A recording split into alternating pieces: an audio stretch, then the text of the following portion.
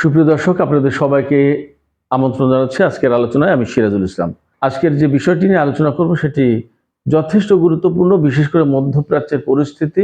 এই আলোচনা আপনাদেরকে বুঝতে সাহায্য করবে। আলোচনার মূল বিষয় হবে, যদি ইরান এবং আমেরিকার ভেতরে যুদ্ধ শুরু হয় এবং কোনো কারণে যদি ইরানের সরকারের পরিবর্তন হয়ে যায়, পতন হয় এবং মধ্যপ্রাচ্যে যদি আমেরিকার বিজয় হয়, তাহলে কি হবে? আমরা সবচেয়ে নেতিবাচক দিকটা ধরে নিচ্ছি, তাহলে কি হবে?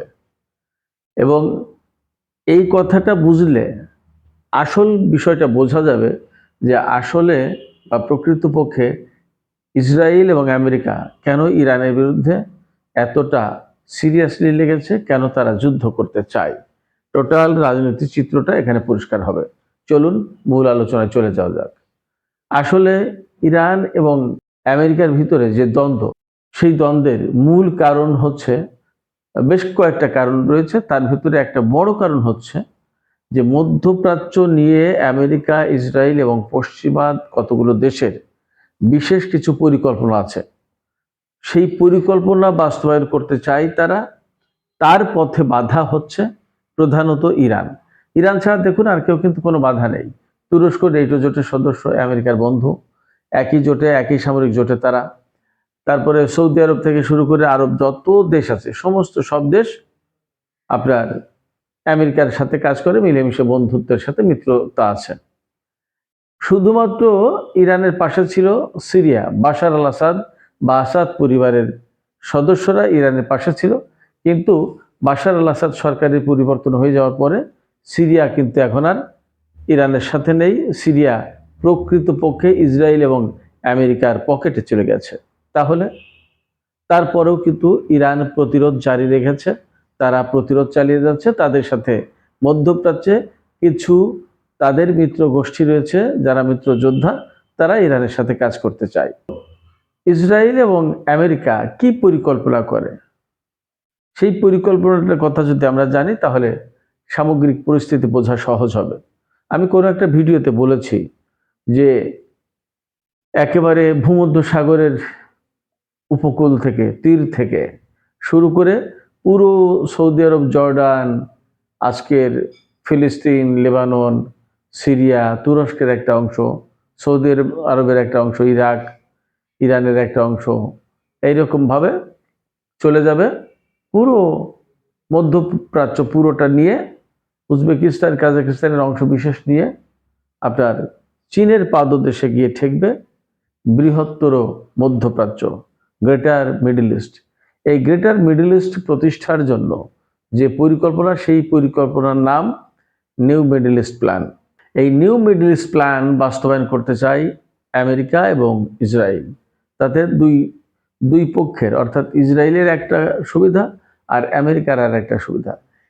আমেরিকার মূল সুবিধা হচ্ছে অত্র অঞ্চলের টোটাল পলিটিক্স তারা নিয়ন্ত্রণ করবে এবং এই অঞ্চলে যত তেল, গ্যাস এবং ইউরেনিয়াম থেকে শুরু করে যত গুরুত্বপূর্ণ খনিজ পদার্থ, তার পুরোটার নিয়ন্ত্রণ আমেরিকার হাতে থাকবে।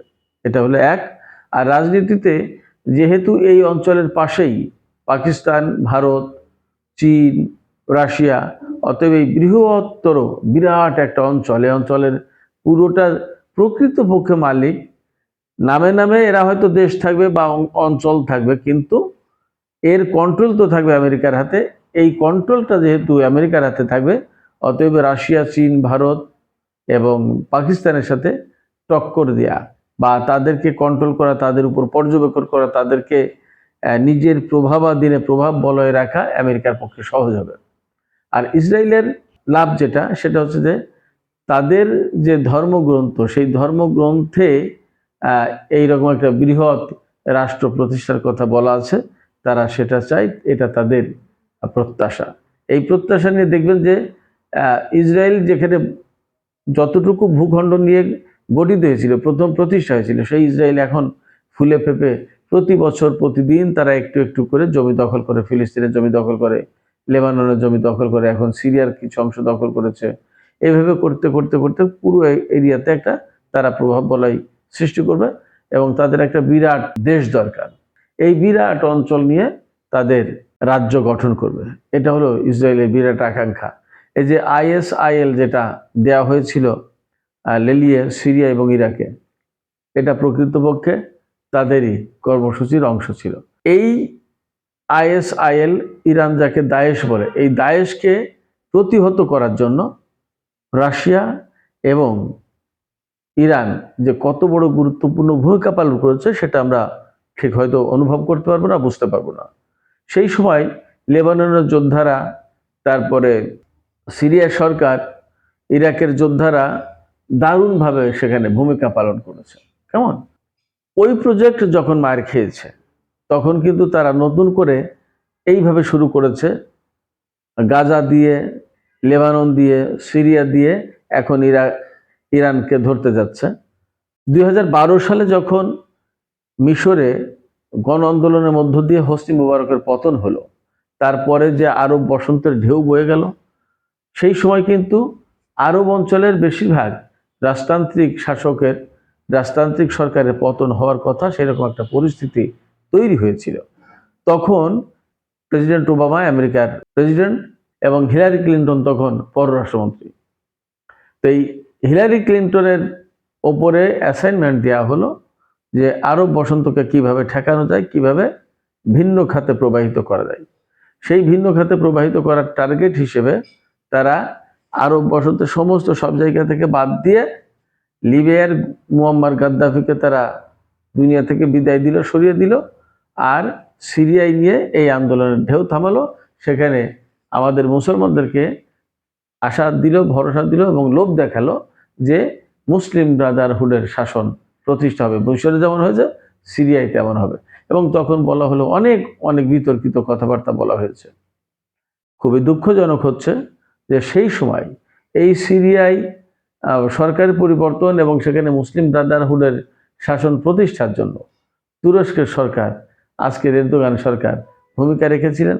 এবং তখন ফ্রেন্ডস অফ সিরিয়া নামে একটা সংগঠন গঠন করা হয়, তার প্রধান ছিলেন হিলারি ক্লিন্টন।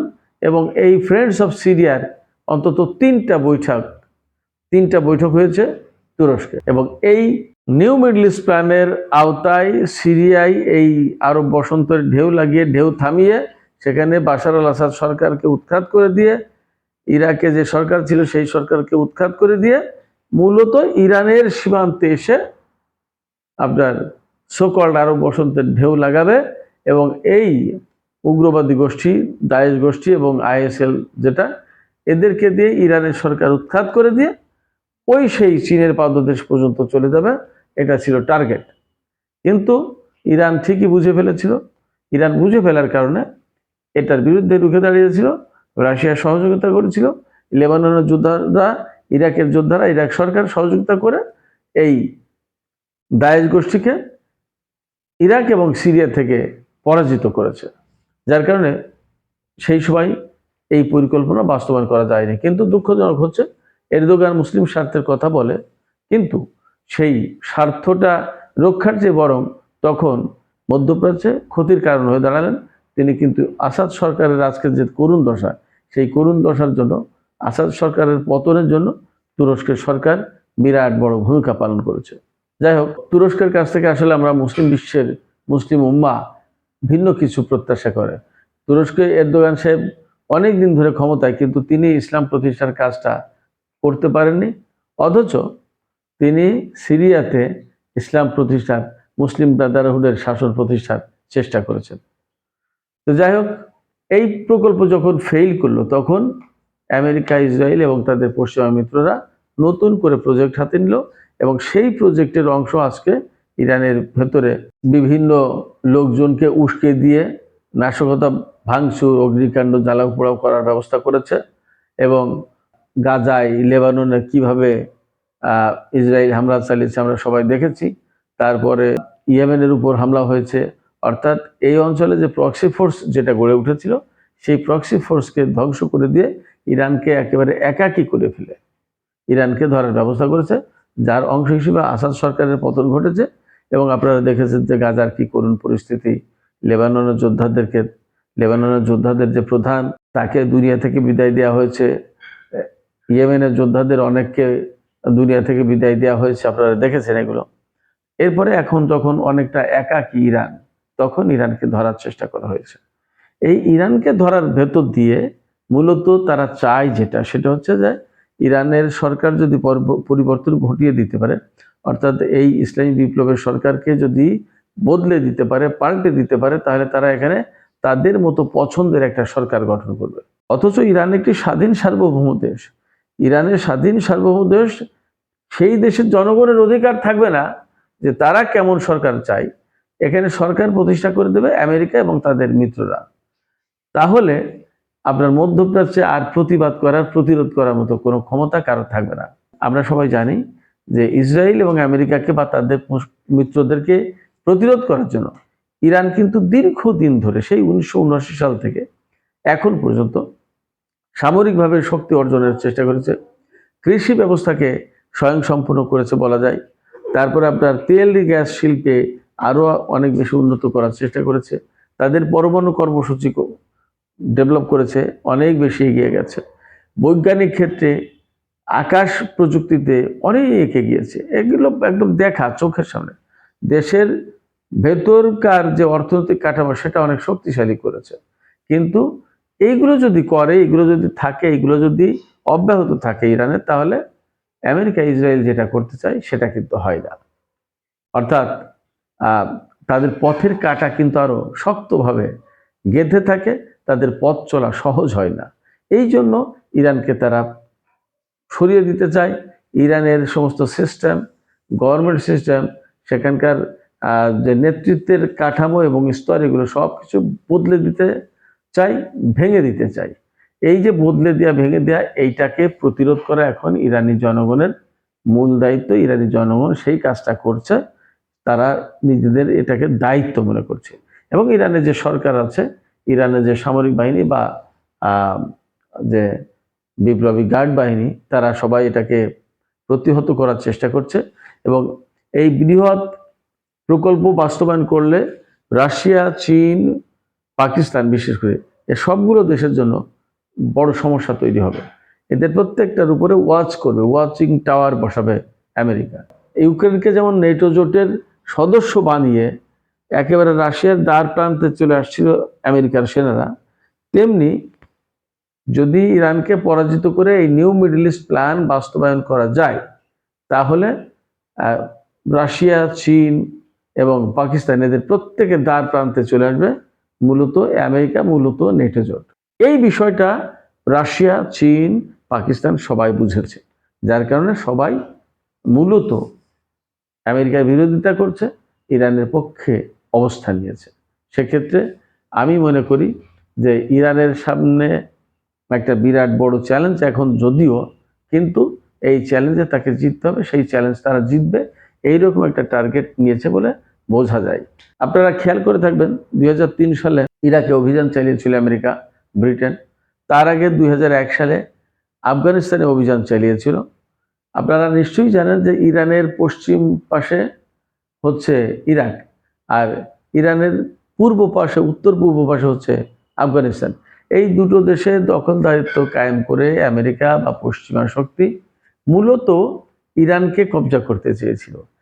সেই প্রজেক্ট যখন ফেল হয়েছে, তারপরে গিয়ে আরো প্রজেক্ট করার পরে এই ইরাক এবং সিরিয়াতে দায়েশকে এদেরকে লেলিয়ে দিয়ে আপনার ইরানকে দখল করে দিয়ে, বা টোটাল মধ্যপ্রাচ্যের যে প্রতিরোধকামী শক্তি, এই সব শক্তিকে ধ্বংস করে দিয়ে এইটা করতে চেয়েছিল। কিন্তু ইরান যথেষ্ট সচেতন। ইরানের দুই পাশে ইরাক এবং আফগানিস্তানে যদিও মার্কিন সেনা, ব্রিটিশ সেনারা ছিল, কিন্তু ইরান যথেষ্ট শক্তি, সামর্থ্য এবং গোয়েন্দা তথ্যের ভিত্তিতে, গোয়েন্দা তৎপরতার ভিত্তিতে আমেরিকা এবং পশ্চিমাদেরকে মোকাবেলা করে আসতে পেরেছিল। যার কারণে তারা ইরাক এবং আফগানিস্তানের দখলদারিত্ব কায়েম করার পরেও তাদের প্রজেক্ট সাকসেস করতে পারেনি। সেক্ষেত্রে আন্তর্জাতিক বিশ্লেষকদের মতো আমিও ধারণা করি যে এখন যে সংকটটা তৈরি করতে যাচ্ছে বা চাচ্ছে আমেরিকা, ইসরায়েল এবং তাদের মিত্ররা, সেটা মনে হয় পারবে না। এবং ইরান সম্ভবত যথেষ্ট সক্ষমতার ভিতর দিয়ে, যথেষ্ট সক্ষমতা দেখিয়ে এগুলো প্রতিহত করতে পারবে, মোকাবেলা করতে পারবে। তো সুপ্রিয় দর্শক, আজকের আলোচনা এখানেই শেষ করতে চাইছি। আলোচনা যদি ভালো লাগে তাহলে লাইক, কমেন্ট, শেয়ার করবেন। আর এই বিষয়ে যদি কোনো প্রশ্ন থাকে তাহলে কমেন্ট করবেন।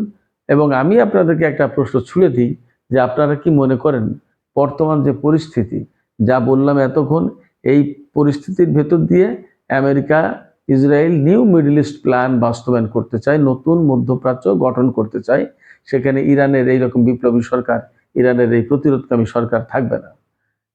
আমেরিকা, ইসরায়েল এবং তাদের মিত্ররা কি তাদের এই পরিকল্পনা সফল করতে পারবে? কি মনে হয় আপনাদের? উত্তর জানিয়ে কমেন্ট করবেন। আর সম্ভব হলে অবশ্যই আমাদের চ্যানেল সাবস্ক্রাইব করবেন। সবাইকে অনেক অনেক ধন্যবাদ। খোদা হাফেজ।